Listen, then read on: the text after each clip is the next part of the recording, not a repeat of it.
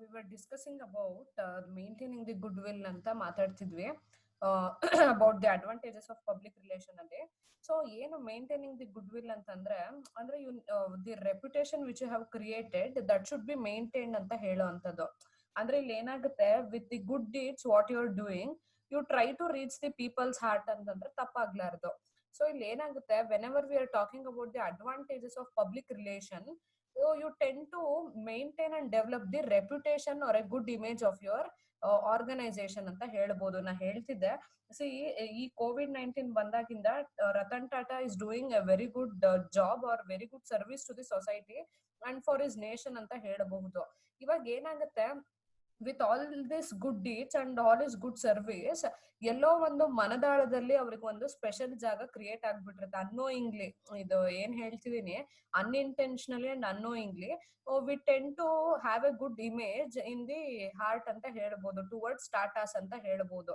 ಇವಾಗ ಏನಾಗುತ್ತೆ, ಈ ಒಂದು ಗುಡ್ ಇಮೇಜ್ ಏನಿದೆಯೋ ಅದು ಡೆವಲಪ್ ಆಗಿದೆಯೋ, ನಾನು at the end of the day whenever I want to purchase a car, ಇವಾಗ ಟಾಟಾಸ್ ಬೇಕು ಅಥವಾ ಬೇರೆ ಬ್ರ್ಯಾಂಡ್ ಅವ್ರದ್ದು ಕಾರ್ ತಗೋತಿರೋ ಅಂದಾಗ, see no matter what I tend to purchase the car of the Tata ಅಂತ ಹೇಳುವಂಥದ್ದು. ಅಥವಾ ಎನಿ ಆಫ್ ದಿ ಪ್ರಾಡಕ್ಟ್, ಈ ಕೇಸಲ್ಲಿ any of the product which is related to Tatas, I would intend to purchase that product. ಯಾಕೆ? Because of the service or because of the good image he has created in the minds of the prospective consumers through his good deeds ಅಂತ ಹೇಳುವಂಥದ್ದು. ಇಲ್ಲಿ ಪಾಪ ಅವ್ರೇನು ನಮ್ಮ product ಬಗ್ಗೆ advertisement ಕೊಡ್ತಿಲ್ಲ, ಅವರ ಆರ್ಗನೈಸೇಷನ್ ಪ್ರಾಡಕ್ಟ್ ಬಗ್ಗೆ ಅಡ್ವರ್ಟೈಸ್ಮೆಂಟ್ ಕೊಟ್ಟಿಲ್ಲ, ಅಥವಾ ಡೈರೆಕ್ಟ್ ಆಗಿ ತಗೊಳ್ಳಿ ಅಂತ ಕೂಡ ಹೇಳಿಲ್ಲ. ಆದ್ರೂ ಇಲ್ಲೇನು, through his good policy and through his good social servicing nature ಏನಿದೆಯೋ that is attracting the customers ಅಂತ ಹೇಳುವಂಥದ್ದು. ಇದಾದ ನಂತರ to build an image of the organization ಅಂತ ಹೇಳ್ತಾರೆ. ಅಂದ್ರೆ ಏನಾಗುತ್ತೆ, at the end of the day you are trying to build a good image of the organization. ಈ ಜನರ ಏನು ಮಾತುಕತೆ ಏನಿದೆಯೋ ಅಲ್ಲಿಂದನೋ, ಅಥವಾ ನ್ಯೂಸ್ ಪೇಪರ್ ಅಲ್ಲಿ ನಿಮ್ಮ ಆರ್ಗನೈಸೇಷನ್ ಬಗ್ಗೆ ಒಂದು ನ್ಯೂಸ್ ಬರೋ ಅಂತದ್ದು ಇರಬಹುದು, ಇಲ್ಲ ಈ ತರ ಒಂದು ಸೋಷಿಯಲ್ ಇವೆಂಟ್ಸ್ ಇಂದ ಇರಬಹುದು, you try to build a good image of your organisation ಅಂತ ಹೇಳುವಂಥದ್ದು. ಇಲ್ಲಿ ಏನಾಯ್ತು, ಪ್ರಚಾರ ಸಿಕ್ತು. ಆ ಪ್ರಚಾರದಿಂದ ಜನರಲ್ಲಿ ಏನಾಗಿದೆ, ಒಂದು ಒಳ್ಳೆ ಭಾವನೆ ಮೂಡಿದೆ ನಿಮ್ಮ ಆರ್ಗನೈಸೇಷನ್ ಬಗ್ಗೆ. ಅದನ್ನ ಏನ್ ಮಾಡ್ತಾರೆ, ultimately you being an organisation or being a company you tend to realise it ಅಂತ ಹೇಳಬಹುದು. ಇದನ್ನ ಹೇಳ್ತಾ ಯಾವೆಲ್ಲ ಮೆಥಡ್ಸ್ ಅಂಡ್ ಟೂಲ್ಸ್ ಯೂಸ್ ಮಾಡಬಹುದು ಫಾರ್ ದಿ ಪಬ್ಲಿಕ್ ರಿಲೇಷನ್ ಅನ್ನೋದಾದ್ರೆ, ಒಂದು ನ್ಯೂಸ್. ನೀವೇನೋ ಒಂದು ಕೆಲಸ ಮಾಡಿರ್ತೀರಾ, ಆ ಪಾಸಿಟಿವ್ ನ್ಯೂಸ್ ಕವರೇಜ್ ಆಗಿ ಅದು ನ್ಯೂಸ್ ಪೇಪರ್ಸ್ ಅಲ್ಲೆಲ್ಲ ಬಂದ್ರೆ, ಮ್ಯಾಗಝಿನ್ಸ್ ಅಲ್ಲೆಲ್ಲ ಬಂದ್ರೆ ಏನಾಗುತ್ತೆ, people who are reading it ಒಂಥರ they try to feel good ಅಂತ ಹೇಳುವಂಥದ್ದು. ಎರಡನೇದು, ಈ ಕಾರ್ಪೊರೇಟ್ ಲೀಡರ್ಸ್ ಒಂದು ಇನ್ಫ್ಲೂಯೆನ್ಷಿಯಲ್ ಟಾಕ್ಸ್ ಅಥವಾ ಮೋಟಿವೇಶನಲ್ ಸ್ಪೀಚ್ ಮಾಡೋದ್ರಿಂದ ಏನಾಗುತ್ತೆ, you are trying to influence the stakeholders or the ಏನು ಪೀಪಲ್ ಹೂ ಆರ್ ಇಂಟ್ರೆಸ್ಟೆಡ್ ಅಂತ ಹೇಳ್ಬೋದು. ಬ್ಯಾಂಕಿಂಗ್ ಸೆಕ್ಟರ್ ಇರಬಹುದು, ಅವರೆಲ್ಲ ಏನಾಗ್ತಾರೆ, they tend to get attracted ಅಂತ ಹೇಳ್ಬೋದು towards your organizations policies or programmes ಅಂತ ಹೇಳುವಂಥದ್ದು. ಇದಾದ ನಂತರ ಕಂಡಕ್ಟಿಂಗ್ ದಿ ಈವೆಂಟ್ಸ್. ಯಾವ್ದೋ ಒಂದು ಇವೆಂಟ್ ಕಂಡಕ್ಟ್ ಮಾಡಿರ್ತೀರಾ, ಫಾರ್ ಎಕ್ಸಾಂಪಲ್ ಒಂದು ಕ್ವಿಜ್ ಕಾಂಪಿಟೇಷನ್ ಇರಬಹುದು, ಇಲ್ಲ ಏನೋ ಒಂದು ಎಲೋಕ್ಯೂಷನ್ ಕಾಂಪಿಟೇಷನ್ ಇರ್ಬೋದು, ಇಲ್ಲ ಡಿಬೇಟೇ ಇರ್ಬೋದು, ಅಥವಾ ಯಾವ್ದೋ ಒಂದು ಕಾರ್ಪೊರೇಟ್ ಇವೆಂಟೇ ಇರ್ಬೋದು. ಇಲ್ಲೇನಾಗುತ್ತೆ, through organizing such events such as press conference, multimedia presentations, seminars ಇರ್ಬೋದು, ವರ್ಕ್ಶಾಪ್ ಇರ್ಬೋದು, ಆ ಮೂಲಕನು ನೀವೇನ್ ಮಾಡ್ಬೋದು, ಜನರಲ್ಲಿ ಒಂದು ನಿಮ್ಮ ಆರ್ಗನೈಸೇಷನ್ ಬಗ್ಗೆ ಅವೇರ್ನೆಸ್ ಮೂಡಿಸೋ ಅಂತ ಒಂದು ಕೆಲಸ ಕೂಡ ಮಾಡಬಹುದು.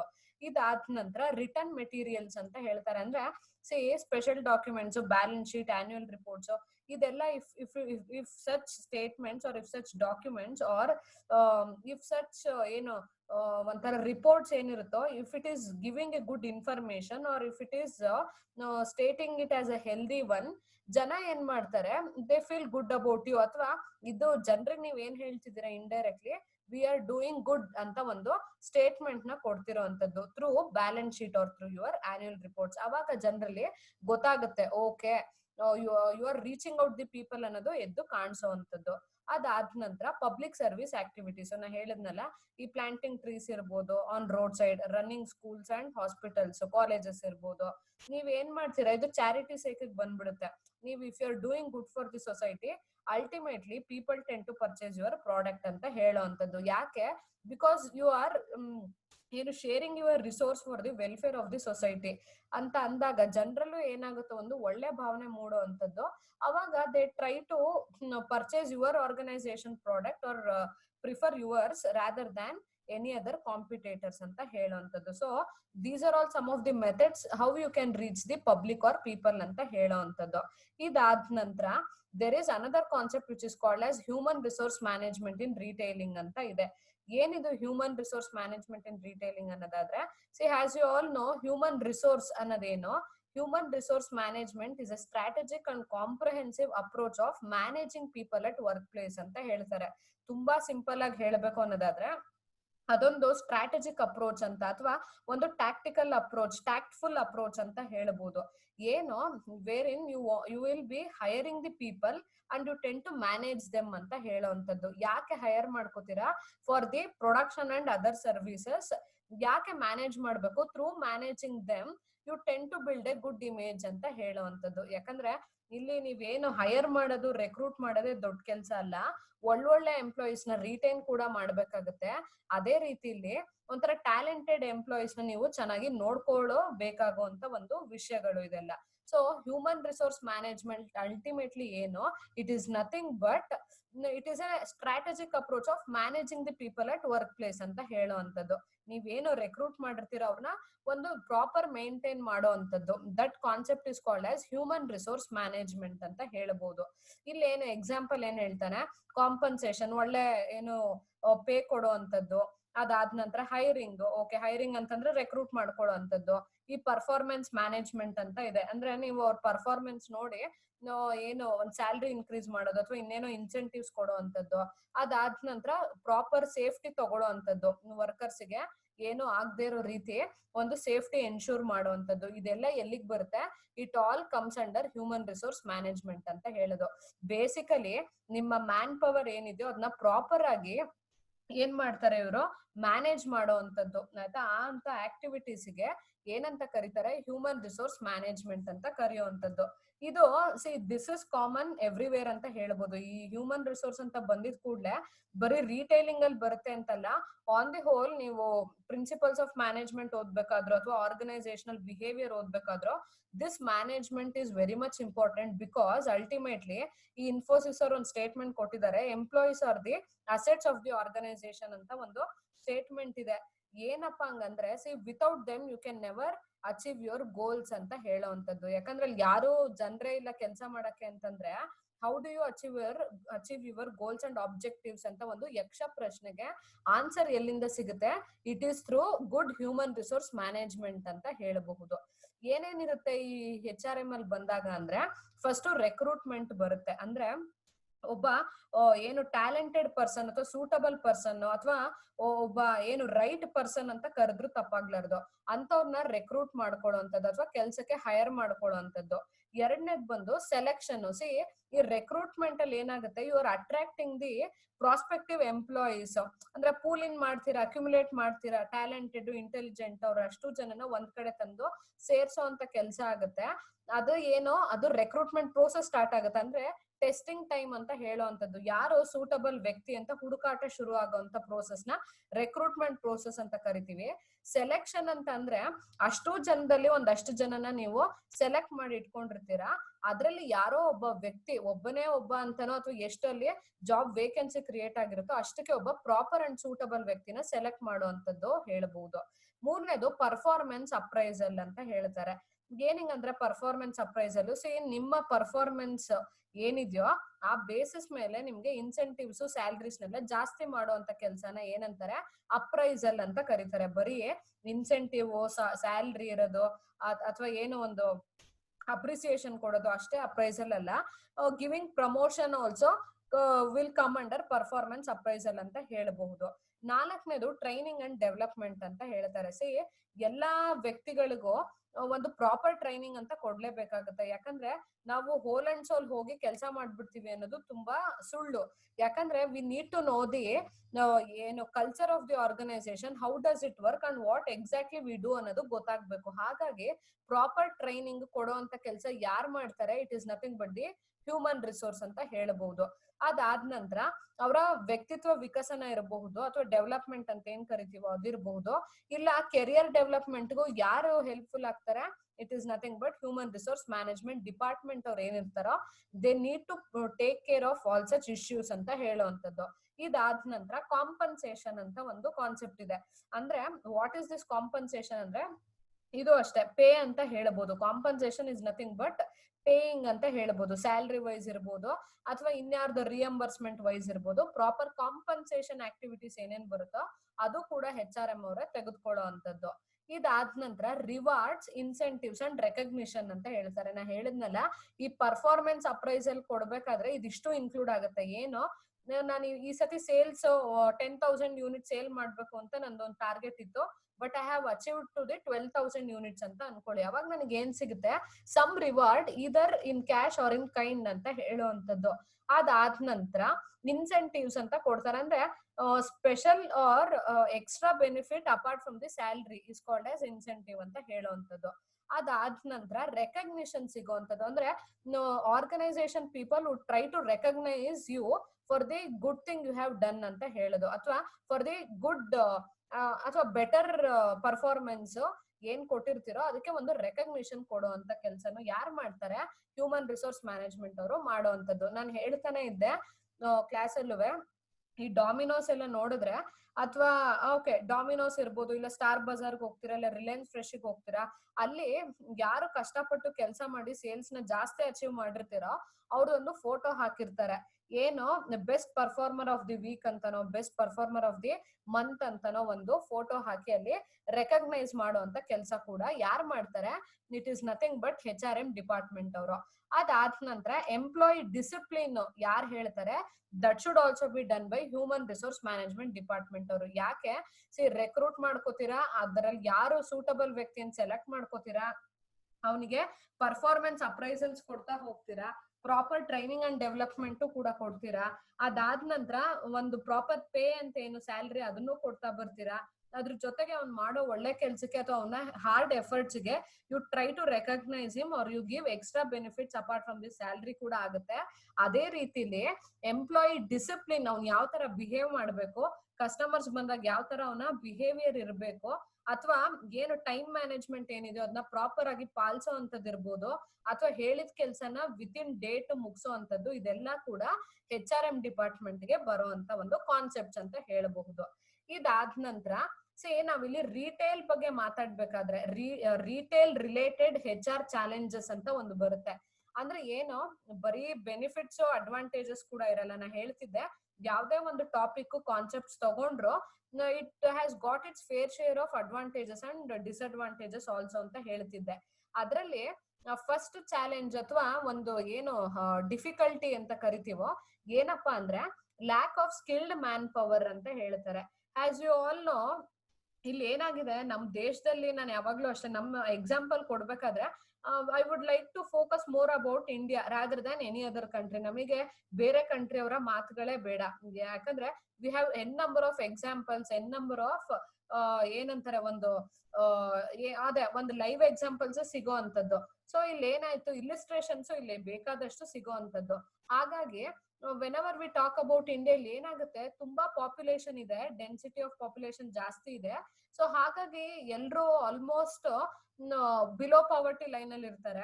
ಅಂತವ್ರಿಗೆ ಪ್ರಾಪರ್ ಆಗಿ ಎಜುಕೇಶನ್ ಸಿಗದೆ ಇರೋಂಥದ್ದು, ಪ್ರಾಪರ್ ಕಮ್ಯುನಿಕೇಶನ್ ಏನು ಅಂತಾರೆ, ಕಮ್ಯುನಿಕೇಶನ್ ಇಲ್ದೇ ಇರೋಂತ ಒಂದು ಸ್ಥಿತಿಗಳಿರಬಹುದು. ಸೊ ಇದನ್ನೆಲ್ಲ ಏನ್ ಮಾಡ್ತಾರೆ, ಅಲ್ಟಿಮೇಟ್ಲಿ ನಾವ್ ಅನ್ಎಂಪ್ಲಾಯ್ಮೆಂಟ್ ಅಂತ ಬಂದಾಗ ಬೆಸ್ಟ್ ಯಾರು ಇರ್ತಾರೋ ಅಮಾಂಗ್ಸ್ ದಿ ರೆಸ್ಟ್ ಸೆಲೆಕ್ಟ್ ಮಾಡ್ಕೋತೀವಿ. ಆದ್ರೆ ಎಷ್ಟೋ ಜನಕ್ಕೆ ಬೇಕಾಗಿರೋ ಟ್ಯಾಲೆಂಟೇ ಇರೋದಿಲ್ಲ, ಅಥವಾ ಬೇಕಾಗಿರೋ ಕ್ವಾಲಿಫಿಕೇಶನ್ ಇಲ್ದೇ ಇರೋಂಥದ್ದು. ಈ ತರ ಎಲ್ಲ ಪ್ರಾಬ್ಲಮ್ ಆಗ್ತವೆ. That is called as lack of skilled man power ಅಂತ ಹೇಳುವಂಥದ್ದು. Man power is nothing but person ಅಂತ ಹೇಳಬಹುದು. ಅದಾದ ನಂತರ ಸ್ಟ್ರೆಸ್ ಇನ್ ವರ್ಕ್ ಕಲ್ಚರ್ ಅಂತ ಹೇಳ್ತಾರೆ. ನಾನು ಹೇಳ್ತಾನೆ ಇದ್ದೆ, ಈ IT BT ಕಂಪ್ನೀಸ್ಗೆಲ್ಲ ಹೋದ್ರೆ more than anything they would use A word called stress ಅಂತ ಹೇಳ್ಬೋದು. ಯಾವಾಗ ನೋಡು ಫ್ರಸ್ಟ್ರೇಟ್ ಆಗಿರ್ತಾರೆ, ಸ್ಟ್ರೆಸ್ ಅಲ್ಲಿ ಇರ್ತಾರೆ, ಡಿಪ್ರೆಷನ್ ಹೋಗಿರ್ತಾರೆ. ಯಾಕೆ? Because of the pressure that is been created by the management. ಹಾಗಾಗಿ ಈ HR ಚಾಲೆಂಜಸ್ ಅಂತ ಬಂದಾಗ ಏನಾಗುತ್ತೆ, ಪಾಪ ಅವ್ರಿಗೆ ಅಷ್ಟು ಪ್ರೆಷರ್ ಕೊಡ್ತಾ ಬರ್ತಿರ್ತಾರೆ. ಅಂಡ್ ಆ ಮ್ಯಾನ್ ಪವರ್ ಅಥವಾ ಆ ಪರ್ಸನ್ಸ್ ಏನಾಗ್ತಾ ಬರುತ್ತೆ, ಆ ಸ್ಟ್ರೆಸ್ ಇಂದ he may not be able to perform well ಅಂತ ಹೇಳುವಂತದ್ದು. ಇದಾದ ನಂತರ lack of formal education in retail management ಅಂತ ಹೇಳ್ತಾರೆ. ನಾವು ರಿಟೇಲ್ ಮ್ಯಾನೇಜ್ಮೆಂಟ್ ಬಗ್ಗೆ ಮಾತಾಡ್ತಿದೀವಿ, ಹಾಗಾಗಿ ನನಗೆ ರಿಟೈಲಿಂಗ್ ಬಗ್ಗೆ ಫಾರ್ಮಲ್ ಎಜುಕೇಶನ್ ಇಲ್ಲದೆ ಇರ್ಬೋದು. ನಾನು ಅದನ್ನೇ ಹೇಳ್ತಾರಲ್ಲ, ಈಗ ಎಷ್ಟೋ ಜನ engineering first division assistant post ಗೆ ಬರ್ತಾರೆ. ಯಾಕೆ? Because of the unemployment rate ಅಂತ ಹೇಳೋವಂಥದ್ದು. ಸೂಟಬಲ್ ಜಾಬ್ ಎಲ್ಲೂ ಸಿಗೋದಿಲ್ಲ. ಹಾಗಾಗಿ ಸಿಕ್ಕಿದ ಕೆಲಸ ಮಾಡೋಣ ಅಂತ ಏನ್ ಮಾಡ್ಬಿಡ್ತಾರೆ, ಕ್ಲರ್ಕ್ ಆಗಕ್ಕೂ ರೆಡಿ ಇರ್ತಾರೆ. ಲಕ್ಷಾಂತರ ರೂಪಾಯಿ ಖರ್ಚು ಮಾಡಿ ಇಂಜಿನಿಯರಿಂಗ್ ಓದಿ ಎಲ್ ಬಂದಿರ್ತಾರೆ, they will be working as the assistant or clerks in some of the government offices ಅಂತ ಹೇಳ್ಬೋದು. ಅಂದ್ರೆ ಇಲ್ಲಿ ಏನಾಯ್ತು, ನಾನು ರಿಟೈಲಿಂಗ್ ಅಂತ ಬಂದಾಗ I may not be possessing the proper qualification or education with regard to the retail management ಅನ್ನೋ ಒಂದು ಕಾನ್ಸೆಪ್ಟ್. ಇದಾದ ನಂತರ ವರ್ಕ್ ಫೋರ್ಸ್ ಅಟ್ರಿಷನ್ ಅಂತ ಅಂತಾರೆ. ಅಟ್ರಿಷನ್ ಇಸ್ ನಥಿಂಗ್ ಬಟ್ ಬಿಟ್ಟು ಹೋಗ್ಬಿಡೋದು. ಇಲ್ಲಿ ಏನಾಗುತ್ತೆ, ನನಗೆ ನಿಮ್ಮ ಪಾಲಿಸೀಸ್ ಇಷ್ಟ ಆಗದೆ ಇರೋಂಥದ್ದು ಅಥವಾ ಏನೋ ಒಂದು ಇರಿಟೇಷನ್ ಎಜುಟೇಷನ್ಗೋಸ್ಕರ ನಾನು ಏನ್ ಮಾಡ್ತೀನಿ, I may leave your organisation. ಆದ್ರೆ ಇಲ್ಲಿ ಅಟ್ರಿಷನ್ ಅಂತ ವರ್ಡ್ ಬಂದಾಗ ಏನು ಅದನ್ನ ಅರ್ಥ ಮಾಡ್ಕೊಳ್ಳಿ ಕರೆಕ್ಟ್ ಆಗಿ. ವರ್ಕ್ ಫೋರ್ಸ್ ಅಟ್ರಿಷನ್ ಅಂತ ಏನ್ ಕರೀತಾರೆ, ಇಲ್ಲಿ ಯಾರೋ ಒಬ್ರು ಕೆಲಸ ಬಿಟ್ಟು ಹೋಗ್ತಾರೆ and the organisation do not even bother to substitute such employee, that is called as workforce attrition ಅಂತ ಹೇಳುವಂತದ್ದು. ಇವಾಗ 4 ಜನ ಕೆಲಸ ಮಾಡ್ತಿರ್ತಾರೆ, 4ರಲ್ಲಿ ಒಬ್ಬಂಗೆ ತುಂಬಾ ಇರಿಟೇಷನ್ ಆಗುತ್ತೆ, ಓ ನಂಗೆ ಈ ಕಂಪ್ನಿ ಇಷ್ಟನೇ ಆಗ್ತಿಲ್ಲಪ್ಪ ಅಂತ ಬಿಟ್ಟು ಹೋಗುವಂತದ್ದು. ಅವಾಗ ಏನಾಗುತ್ತೆ, 4 ಜನ ಮಾಡ್ತಿದ್ ಕೆಲ್ಸ ವರ್ಕ್ ಲೋಡ್ ಯಾರ ಮೇಲೆ ಬೀಳುತ್ತೆ, ಉಳಿದಿರೋ 3 ಜನದ ಮೇಲೆ ಬೀಳುತ್ತೆ. And organisation do not even bother to provide a substitute for the vacancy that is been created, that is called as workforce attrition ಅಂತ ಹೇಳುವಂತದ್ದು. ಇದಾದ ನಂತರ ಥ್ರೆಟ್ ಆಫ್ ಪೋಚಿಂಗ್ ಅಂತಾರೆ. ಈ ಹ್ಯೂಮನ್ ರಿಸೋರ್ಸ್ ಅವ್ರು ಏನ್ ಮಾಡ್ತಿರ್ತಾರೆ, ದೇರ್ ಒಂಥರ ಎಲ್ಲಾ ಕಡೆನೂ ಕಣ್ಣು ಹಾಕಿರ್ತಾರೆ ಅವ್ರುಗಳು. ಓಕೆ, ಯಾರ್ಯಾರು ಟ್ಯಾಲೆಂಟೆಡ್ ಇದಾರೆ, ಇಂಟೆಲಿಜೆಂಟ್ ಇದಾರೆ, ಎಲ್ಲೆಲ್ಲಿ ವರ್ಕ್ ಮಾಡ್ತಿದ್ದಾರೆ, ಅವರಿಂದ ಎಷ್ಟು ಸೇಲ್ಸ್ ಕ್ರಿಯೇಟ್ ಆಗ್ತಿದೆ ಅಂತ ಹಂಟ್ ಮಾಡ್ತಿರ್ತಾರೆ. That is called as hunting the intelligent ಅಂತ ಹೇಳೋವಂಥದ್ದು. ಸೊ ಅವ್ರು ಏನ್ ಮಾಡ್ತಾರೆ, ಪೋಚಿಂಗ್ ಅಂತಂದ್ರೆ ತುಂಬಾ ಈಸಿ ಎಕ್ಸಾಂಪಲ್ ಹೇಳ್ತೀನಿ ನೋಡಿ. ನಮ್ಮ ಮನೆ ಎದುರುಗಡೆ ಒಂದು ಹೋಟ್ಲ್ ಇದೆ, ಅಲ್ಲಿ ಒಬ್ಬ ದೋಸೆನ ಸೂಪರ್ ಆಗಿ ಹಾಕ್ತಿರ್ತಾನೆ ಅಂತ ಅನ್ಕೊಳ್ಳಿ. ಅವನು he is talented or he is very well equipped in his job ಅಂತ ಹೇಳೋವಂಥದ್ದು. ಇವಾಗ ನಾನೇನ್ ಮಾಡ್ತೀನಿ, I will offer him more pay when compare to that I will be offering more pay ಅಂತ ಹೇಳೋವಂಥದ್ದು. ಅವಾಗ ಏನ್ ಮಾಡ್ತಾನೆ, ಇವರು ಬರೀ 20,000 ಕೊಡ್ತಾರೆ ಈ ಕಂಪ್ನಿಯವರು, ಅವರು 30,000 ಕೊಡ್ತಾರ ಆ ಹೋಟ್ಲ್ ಅವರು, ಸರಿ ಅಲ್ಲೇ ಹೋಗಿ ಸೇರ್ಕೋಣ ಅಂತ ಬಿಟ್ಟು ಹೋಗುವಂತದ್ದು. So that is called as poaching or raiding ಅಂತ ಕರೀತಾರೆ. ಸುಮ್ನೆ ಯಾರ್ಯಾರನೋ ಹುಡುಕಿ ಅವ್ರ ನಾಲೆಡ್ಜ್ ನ ಟೆಸ್ಟ್ ಮಾಡೋ ಬದಲು, ಯಾರು ಒಬ್ಬ ಇಂಟೆಲಿಜೆಂಟ್ ಪರ್ಸನ್ ಬೇರೆ ಕಂಪ್ನಿಲಿ ವರ್ಕ್ ಮಾಡ್ತಿರ್ತಾನೋ ಅಂತವನ್ನೇ ನಾವೇನ್ ಮಾಡ್ಬಿಡೋದು, ಜಾಸ್ತಿ ಆಫರ್ಸ್ ಕೊಟ್ಟು, ಬೆನಿಫಿಟ್ಸ್ ಕೊಟ್ಟು, ಸ್ಯಾಲ್ರಿ ಪೇಮೆಂಟ್ ತೋರಿಸಿ ಅವನ್ನ ಸೆಳೆದ್ಕೊಳ್ಳೋ ಅಂತ ಮಾರ್ಗ ಏನೋ ಪೋಚಿಂಗ್ ಅಂತ ಕರೆಯುವಂಥದ್ದು. ಇದಾದ ನಂತರ the very next concept is manpower planning ಅಂತ. ಮ್ಯಾನ್ ಪವರ್ ಅಂತ ಹೇಳಿದ್ರೆ ಅದನ್ನೇ ಹೇಳ್ತಾ ಇದೆ, it is nothing but the persons or people, that is called as manpower. ಅಥವಾ accumulation or concentration of such persons are called as manpower ಅಂತ ಹೇಳುವಂಥದ್ದು. ಏನು ಮ್ಯಾನ್ ಪವರ್ ಪ್ಲಾನಿಂಗ್ ಅಂದ್ರೆ ಏನು, ಯಾಕದು ಹ್ಯೂಮನ್ ರಿಸೋರ್ಸ್ ಬರುತ್ತೆ ಅನ್ನೋದಾದ್ರೆ ನೋಡಿ, ಅಲ್ಲಿ ಹೇಳ್ತಾನೆ, it is also called as human resource planning, consist of putting right number of people, right kind of people at the right place, right time, doing the right things for which they are suited for the achievement of goals of the organization ಅಂತ ಹೇಳ್ತಾರೆ. ಅಂದ್ರೆ ನೀವ್ ಎಷ್ಟು proper ಆಗಿ plan ಮಾಡಿರ್ಬೇಕು ಅನ್ನೋದಾದ್ರೆ, ಆ ಒಂದು ಜಾಬ್ ವೇಕೆನ್ಸಿಗೆ ಒಬ್ಬ ಸೂಟಬಲ್ ವ್ಯಕ್ತಿ ಅದು ರೈಟ್ ಜಾಗಕ್ಕೆ, ರೈಟ್ ಅಥವಾ ಒಂದು ಪ್ರಾಪರ್ ಟೈಮಿಂಗ್ಗೆ ತಂದು ಕೂರ್ಸೋ ಅಂತದ್ದು, that is called as manpower planning ಅಂತ ಹೇಳುವಂಥದ್ದು.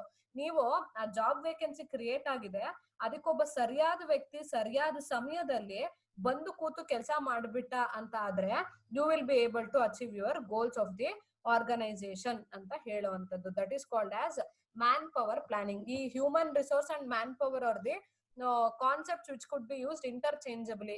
ಮ್ಯಾನ್ ಪವರ್ ಅಂದ್ರು ಹ್ಯೂಮನ್ ರಿಸೋರ್ಸ್, ಹ್ಯೂಮನ್ ರಿಸೋರ್ಸ್ ಅಂದ್ರು ಮ್ಯಾನ್ ಪವರ್, ಅಲ್ಲೇನೋ ತುಂಬಾ ಡಿಫ್ರೆನ್ಸ್ ಅಂತ ಏನು ಇಲ್ಲ. ಇದಾದ ನಂತರ ನೆಕ್ಸ್ಟ್ ದಿ ಪ್ರೊಸೀಜರ್ ಇದೆ ನೋಡಿ. ಅದಕ್ಕೆ ಮ್ಯಾನ್ ಪವರ್ ಪ್ಲಾನಿಂಗ್ಗೂ ಒಂದು ಪ್ರೊಸೀಜರ್ ಬೇಕು. ಏನದು, ಫಸ್ಟ್ ಏನ್ ಮಾಡ್ಬೇಕಾಗತ್ತೆ ಡಿಪಾರ್ಟ್ಮೆಂಟ್ ಅವರು, they have to analyse the current manpower inventory ಅಂತ ಹೇಳ್ತಾರೆ. ಅಂದ್ರೆ ಈಗ ನಮ್ಮಲ್ಲಿ ಎಷ್ಟು ಜನ ಎಂಪ್ಲಾಯೀಸ್ ಇದಾರೆ ಅನ್ನೋದನ್ನ ಅನಲೈಸ್ ಮಾಡ್ಬೇಕಾಗತ್ತೆ.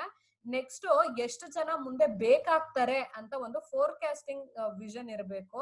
ಅದಾದ ನಂತರ ಎಂಪ್ಲಾಯ್ಮೆಂಟ್ ಪ್ರೋಗ್ರಾಮ್ಸ್ ನ ನೀವೇನ್ ಮಾಡ್ಬೇಕು, ಡೆವಲಪ್ ಮಾಡುವಂತದ್ದು. ಅಂದ್ರೆ ನಿಮ್ಮ ಎಂಪ್ಲಾಯ್ಮೆಂಟ್ ಪ್ರೋಗ್ರಾಮ್ಸ್ ಡಿಫ್ರೆಂಟ್ ಇರುತ್ತೆ, ನಂದೇ ಡಿಫ್ರೆಂಟ್ ಇರುತ್ತೆ. ಅಂದ್ರೆ basically I will be begin my recruitment process with the written test ಇರ್ಬೋದು, ಆದ್ರೆ ನೀವು direct face to face interview ಹೋಗಬಹುದು. ಸೊ ವಿಚ್ ಇಸ್ ಸೂಟಬಲ್ ಅದನ್ನ ನೋಡ್ಕೊಂಡು ಪ್ಲಾನ್ ಮಾಡ್ಬೇಕಾಗತ್ತೆ. ಯಾವ ಒಂದು ಏನು ಅವ್ರನ್ನ ರೆಕ್ರೂಟ್ ಮಾಡ್ಕೊಳಕ್ಕೆ ಯಾವ ಪ್ರೋಗ್ರಾಮ್ಸ್ ಬೆಸ್ಟ್ ಅಂತ ನೀವು ಸೆಲೆಕ್ಟ್ ಮಾಡುವಂತದ್ದು. ಅದಾದ ನಂತರ ಡಿಸೈನ್ ಟ್ರೈನಿಂಗ್ ಪ್ರೋಗ್ರಾಮ್ಸ್ ಅಂತ ಹೇಳ್ತಾರೆ. ಏನಿಂಗ್ ಅಂದ್ರೆ ಡಿಸೈನಿಂಗ್ ಟ್ರೈನಿಂಗ್ ಪ್ರೋಗ್ರಾಮ್ಸ್ ಅಂದ್ರೆ ಪ್ರಾಪರ್ ಆಗಿ ಅವ್ರಿಗೆ ನಿಮ್ಮ ಏನು ಜಾಬ್ ಇರುತ್ತೋ ಅದನ್ನ ಪ್ರಾಪರ್ ಆಗಿ ಟ್ರೈನಿಂಗ್ ಕೊಡೋದು. ಅದ್ರ ಬಗ್ಗೆ ಈ ತರ ಇದೆ, ನಿಮ್ಮ ಕೆಲಸ ಏನು, ನಿಮ್ಮ ರೋಲ್ ಏನು ಆರ್ಗನೈಸೇಷನ್ ಅಲ್ಲಿ ಅಂತ ತಿಳಿ ಹೇಳೋವಂಥದ್ ಕೆಲಸ ಕೂಡ ಮಾಡ್ಬೇಕಾಗುತ್ತೆ. ಇದಾದ ನಂತರ these are all some of the importance of manpower planning. ಏನಕ್ಕೆ ಮ್ಯಾನ್ ಪವರ್ ಪ್ಲಾನಿಂಗ್ ಬೇಕು ಅನ್ನೋದಾದ್ರೆ, ಒಂದು ಕೀ ಟು ಮ್ಯಾನೇಜರಿಯಲ್ ಫಂಕ್ಷನ್ಸ್ ಅಂತ ಅಂತಾರೆ. ಇಲ್ಲಿ ತುಂಬಾ ಈಸಿಯಾಗಿ ಹೇಳ್ಬೇಕು ಅಂದ್ರೆ ಮ್ಯಾನ್ ಪವರ್ ಅಂದ್ರೆ ಸ್ಟಾಫಿಂಗ್ ಅಂತ ಹೇಳ್ಬಿಡ್ಬೋದು. ಸ್ಟಾಫ್ ಗಳನ್ನ ತಗೊಳ್ಳೋ ಅಂತ ಕೆಲ್ಸನ ಮ್ಯಾನ್ ಪವರ್ ಅಂತ ಹೇಳೋ ಅಂತದ್ದು. ಇಲ್ಲಿ ಕೀ ಟು ಮ್ಯಾನೇಜರಿಯಲ್ ಫಂಕ್ಷನ್ಸ್ ಅಂತಂದ್ರೆ, ಹೌದು without staffs, without employees you can never achieve anything ಅಂತ ಹೇಳೋ ಅಂತ ಕೆಲ್ಸ. ಇಲ್ಲಿ ಏನಾಗುತ್ತೆ, ಕೀ ಟು ಮ್ಯಾನೇಜರಿಯಲ್ ಫಂಕ್ಷನ್ಸ್ ಅಂತಂದ್ರೆ ಜನ ಒಂದು ಏನು ಆ ಮ್ಯಾನೇಜ್ಮೆಂಟ್ ಫಂಕ್ಷನ್ಸ್ ಏನಿರುತ್ತೋ ಅದಕ್ಕೆ ಇಂಪಾರ್ಟೆಂಟ್ ಯಾರು, ಸ್ಟಾಫ್ಸ್ ಅಂತ ಹೇಳುವಂತದ್ದು. ಇದಾದ ನಂತರ ಎಫಿಷಿಯಂಟ್ ಯುಟಿಲೈಸೇಷನ್ ಅಂತ ಹೇಳ್ತಾರೆ. ಅಂದ್ರೆ ನಿಮ್ಮ ಸ್ಟಾಫಿಂಗ್ ಏನಿರ್ತಾರೋ ಅಥವಾ ಎಂಪ್ಲಾಯೀಸ್ ಅಂತ ನೀವೇನ್ ತಗೋತಿದ್ದೀರೋ ಅವ್ರನ್ನ ಪ್ರಾಪರ್ ಆಗಿ ಎಫೆಕ್ಟಿವ್ ಅಂಡ್ ಎಫಿಷಿಯಂಟ್ ಆಗಿ ಯುಟಿಲೈಸ್ ಮಾಡ್ಕೊಳ್ಳುವಂತ ಕೆಲಸ ಕೂಡ ಮಾಡುತ್ತೆ ಈ ಮ್ಯಾನ್ ಪವರ್ ಪ್ಲಾನಿಂಗ್ ಅನ್ನೋದು. ಅದಾದ ನಂತರ ಮೋಟಿವೇಶನ್ ಅಂತ ಇದೆ. ನೀವು ಪ್ರಾಪರ್ ಪರ್ಫಾರ್ಮೆನ್ಸ್ ಅಪ್ರೈಸಲ್ ಕೊಡೋ ಅಂತದ್ದು, ಇನ್ಸೆಂಟಿವ್ ಕೊಡೋ ಅಂತದ್ದು, ಇದೆಲ್ಲರ ಮೂಲಕ ಏನ್ ಮಾಡ್ತಿದ್ದೀರಾ ನೀವು, you are ultimately motivating your employees ಅಂತ ಹೇಳುವಂತದ್ದು. ಇದಾದ ನಂತರ ಬೆಟರ್ ಹ್ಯೂಮನ್ ರಿಲೇಷನ್ಸ್ ಅಂತ ಕರೀತಾರೆ. ನೀವು ಪ್ರಾಪರ್ ಆಗಿ ಈ ಹ್ಯೂಮನ್ ರಿಸೋರ್ಸ್ ಮ್ಯಾನೇಜ್ಮೆಂಟ್ ನ ತುಂಬಾ ಸೀರಿಯಸ್ ಆಗಿ ತಗೊಂಡು ಚೆನ್ನಾಗಿ ಅದನ್ನ ಪರ್ಸ್ಯೂ ಮಾಡ್ತಿದ್ರೆ ಏನ್ ಕ್ರಿಯೇಟ್ ಆಗುತ್ತೆ, it creates or it fosters a good relationship amongst the employees ಅಂತ ಹೇಳಿದ್ರೆ ತಪ್ಪಾಗ್ಲಾರ್ದು. ಇದಾದ ನಂತರ ಹೈಯರ್ ಪ್ರೊಡಕ್ಟಿವಿಟಿ ಅಂತ ಹೇಳ್ತಾರೆ. ಏನಿಂಗ್ ಅಂದ್ರೆ ಹೈಯರ್ ಪ್ರೊಡಕ್ಟಿವಿಟಿ ಅನ್ನೋದು ಇಟ್ ಈಸ್ ನಥಿಂಗ್ ಬಟ್ ಒಂಥರ ಅಷ್ಟು ಒಳ್ಳೆ ಕೆಲ್ಸದ ವಾತಾವರಣ ಇರ್ಬೋದು, ಎನ್ವಿರಾನ್ಮೆಂಟ್, ಕಂಡ್ಯೂಸಿವ್ ಎನ್ವಿರಾನ್ಮೆಂಟ್ ಅಂತ ಹೇಳುವಂತದ್ದು, ಬೆಟರ್ ಬೆನಿಫಿಟ್ಸ್ ಕೊಡುವಂತದ್ದು, ಪ್ರಾಪರ್ ಪೇ ಇರುವಂತದ್ದು. ಅದಾದ ನಂತರ ಅಕ್ಕಪಕ್ಕದಲ್ಲೆಲ್ಲ ಒಳ್ಳೆ ಕಲೀಗ್ಸ್ ಇರುವಂತದ್ದು. ಅವಾಗ ಏನಾಗುತ್ತೆ, you tend to feel good about your job ಅಂತ ಹೇಳುವಂತದ್ದು. ಅವಾಗ ಏನಾಗುತ್ತೆ, unknowingly you will be doing good or you will be giving a higher productivity ಅಂತ ಹೇಳುವಂತದ್ದು. ಜಾಸ್ತಿ ಕೆಲಸ ಮಾಡುವಂತ ಕಾನ್ಸೆಪ್ಟ್ಸ್ ಎಲ್ಲಿ ಬರ್ತವೆ, ಗುಡ್ ಮ್ಯಾನ್ ಪವರ್ ಪ್ಲಾನಿಂಗ್ ಇಂದ ಬರುವಂತದ್ದು.